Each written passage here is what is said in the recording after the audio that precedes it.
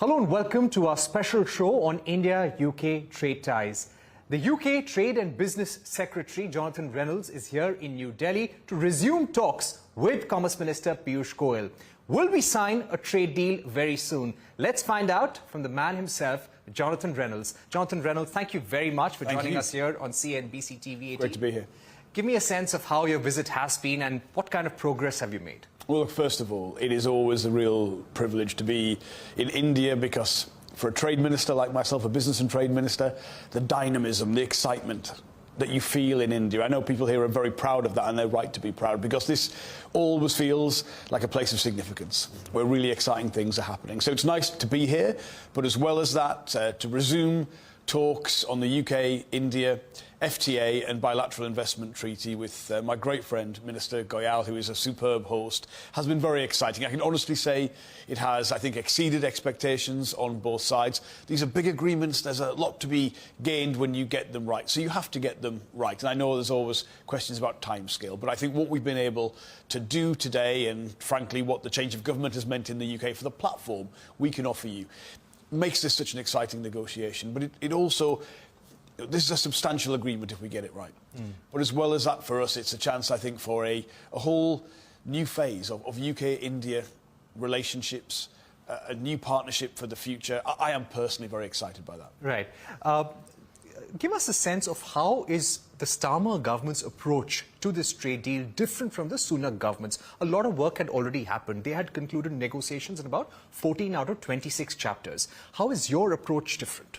Absolutely. Well, first of all, in trade talks, in trade relationships, personal relationships count a lot more than I think than people perhaps might understand. So it was a privilege to be able to be in India when we were in opposition as the Labour Party, to meet for the first time Minister Goyal and say, look, if the Conservative government, the Rishi Sunak government, can do this trade deal and we were to win the election, we'll implement it. You know, we want to give you that space to get it done. Now, unfortunately, they couldn't get it done, so we promised in that case we'd come back and we would resume it. I think fundamentally what is different on the UK side now is the political stability in the UK is in a much better place. A clear, decisive election result gives you that. We had a few too many prime ministers in a short space of time prior to that election. The second thing is this is a government that's much more open to the rest of the world. So we want to rebuild that relationship with the European Union without getting back into the arguments about being part of the European Union. We want to have a pragmatic level of engagement with China. We're, of course, engaged already with the new US administration. We have great trade talks with the Gulf Cooperation Council. But this deal in particular, I think one that is both of a size and benefit to both countries and in a complementary way. There are always difficult issues in a trade negotiation, but the natural complementary nature of our two economies is really exciting. So I think we're in a better position to get this done. All right. I would also like to ask you about the UK seeking significant cuts in certain trade sectors. Which would be the priority sectors for you? Look, there's a lot in this negotiation. It covers goods, services, the investment relationship, the flow of people between countries, mobility, not immigration, but business mobility, you know, which is really important to a successful trading relationship.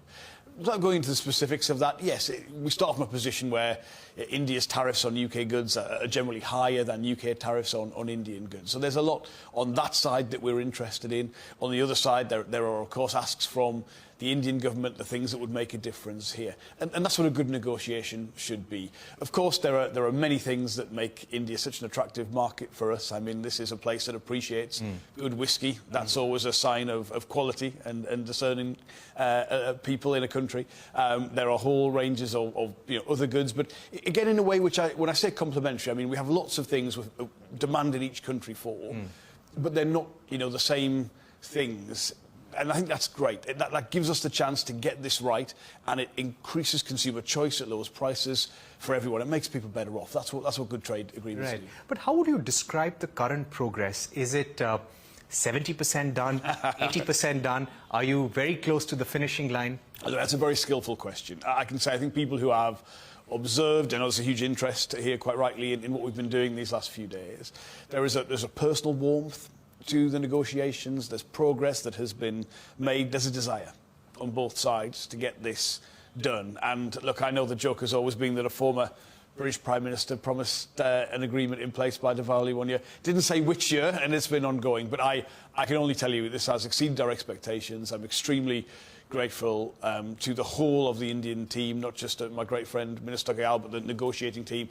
Very high quality operation here in India. Again, something to be really proud of. So look, it's gone very well. We're just going to get a few issues across the line. All right. So you're saying you cannot fix a timeline just yet. That's right. You cannot say within a year. It's always about the quality rather than the speed. And I think because we're talking about something which could be a beneficial improvement in trading terms, and it's for decades. It's for a long period of time. So let's get it right. But would you be open to have a phase one trade agreement, just the kind we have had with Australia, and now we're negotiating a CECA, a comprehensive agreement with the Australian government?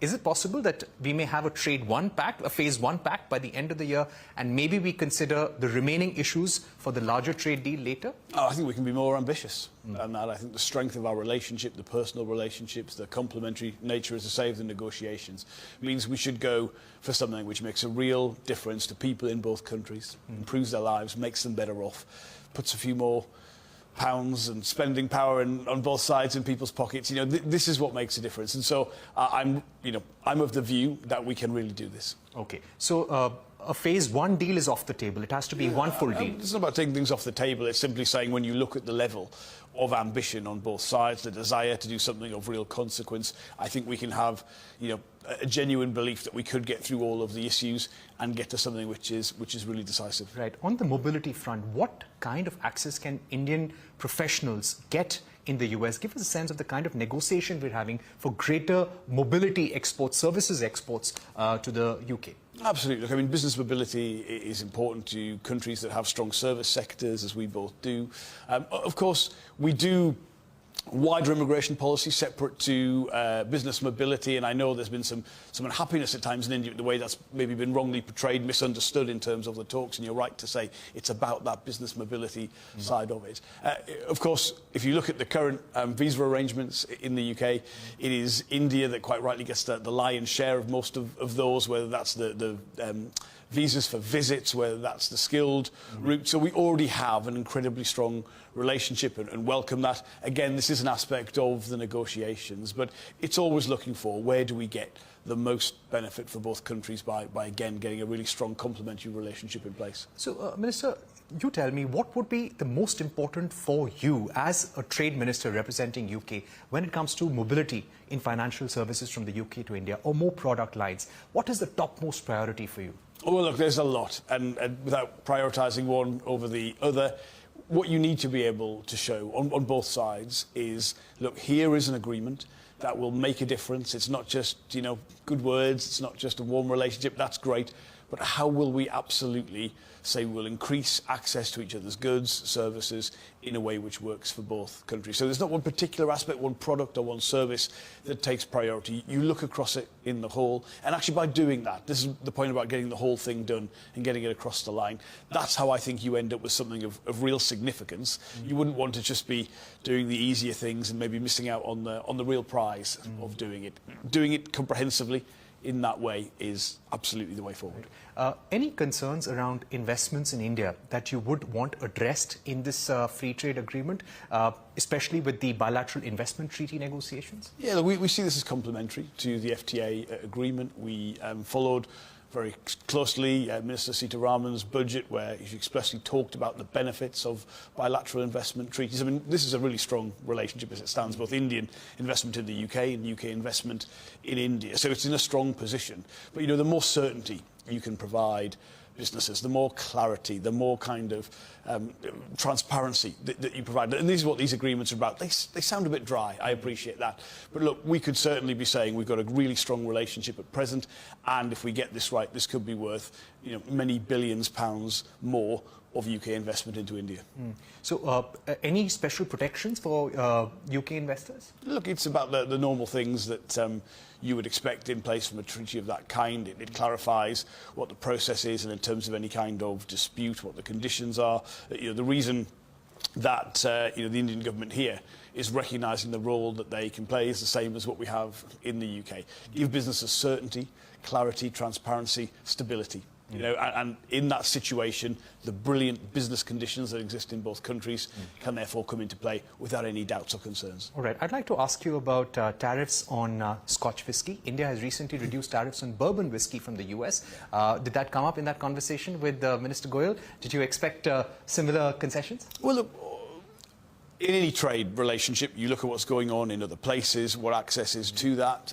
With great respect to US bourbon, I think, you know, the share of the market here compared to the share of the market for great Scotch whisky from the UK, it's a bit bigger. You know, so it's a much bigger market. India is, I think, the biggest whisky market in the world, and that again is a great something to be proud of here in India, that you know the good stuff. And so, of course, other products getting access to a certain part of the market is something that you look at. But look, I think we all can recognise here the mutual benefits of reducing that tariff, if we can, as part of an agreement, again, the way that works for both sides. And look, it's an iconic, you know, product. It's something we're very proud of in the United Kingdom. I've got my own favourites myself, and we know you appreciate that here. So I want to see even more of that sold in India, because you know the difference it makes. So you would want a similar concession, I'm guessing? Look, I think we can look at the size of the market, considerably larger for Scotch whisky than for US bourbon. And I think,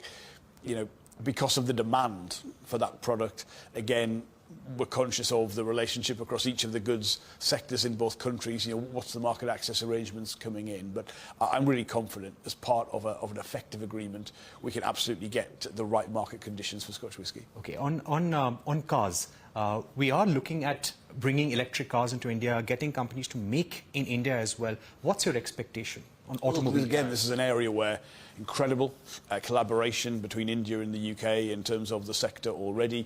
I think it's important. You know, we have a high level of ambitions for the electric vehicle transition in the UK. We want to also at the same time make sure our own industry transitions and is a partner to that. I think that relationship again can be complementary, because there's different parts of the automotive market, you know, different niches that each country can fulfil. So of course that's part of this negotiation.